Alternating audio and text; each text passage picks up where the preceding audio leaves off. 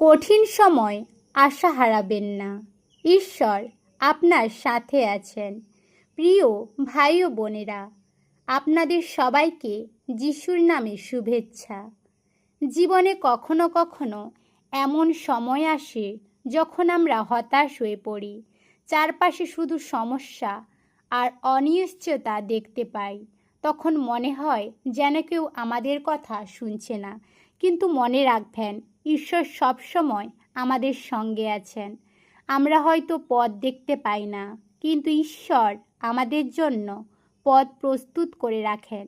তিনি আমাদের দুঃখ দেখেন, আমাদের কান্না শোনেন এবং সঠিক সময় আমাদের সাহায্য করেন।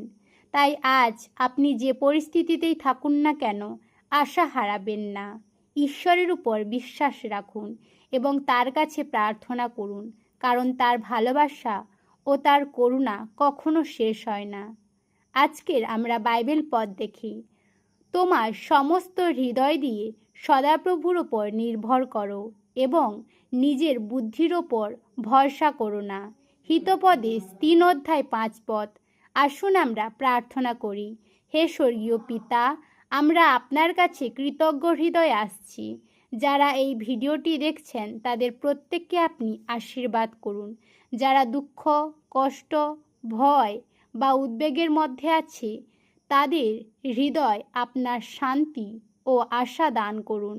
তাদেরকে শান্তি দিন, যেন তারা সব পরিস্থিতিতে আপনার ওপর বিশ্বাস রাখতে পারে। হে প্রভু, তাদের পরিবারকে রক্ষা করুন ও তাদের প্রয়োজন পূরণ করুন। আপনার প্রেম ও করুণা তাদের উপর পরিপূর্ণ করুন।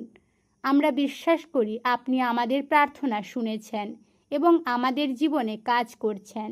যিশু নামে প্রার্থনা করছি, আমেন। যদি এই বার্তাটি আপনাকে আশীর্বাদ করে থাকে, তাহলে কমেন্টে আমেন লিখুন এবং ভিডিওটি অন্যদের সঙ্গে শেয়ার করুন, যাতে তারাও ঈশ্বরের আশীর্বাদ লাভ করতে পারে। ঈশ্বর আপনাকে ও আপনার পরিবারকে আশীর্বাদ করুন।